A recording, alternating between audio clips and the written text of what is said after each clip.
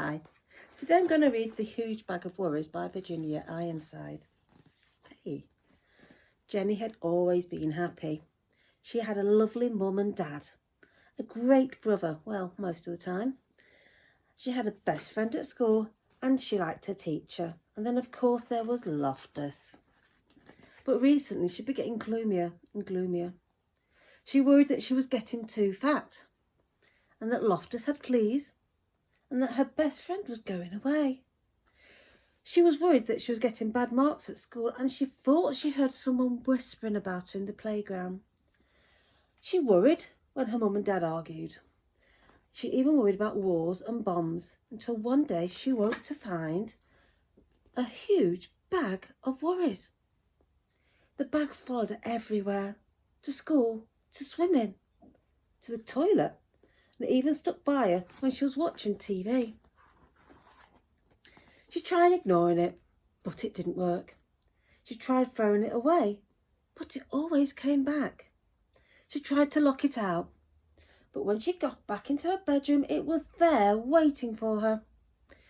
It was like a horrible shadow she just couldn't get rid of. But what could she do?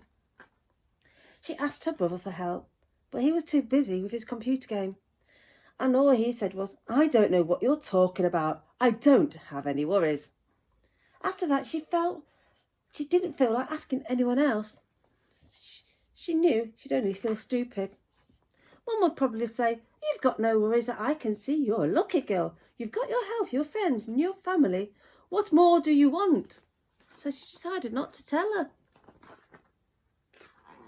To make matters worse, the bag dragged around her feet so much when she was walking to school, she was late and the teacher was cross.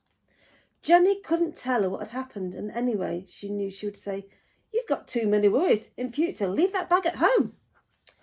When Jenny told her best friend about the bag, she suggested that Jenny locked it in a cupboard and tried not to think about it. "That's what I'll do," she said, but that didn't work. Even Loftus couldn't help. He tried his best, he barked at it like mad, but the bag stood its ground. One morning, Jenny woke up, got dressed and walked down to the road. She'd had enough. The tears started rolling down her cheeks. She sat on her garden wall and put her head in her hands. She thought she'd have to live with this bag forever. Then she heard a voice and looked up. She saw the kindly face of the old lady who lived next door.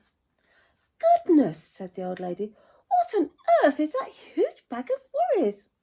Through her tears, Jenny explained how it followed her for weeks and got bigger and bigger, and they just wouldn't go away.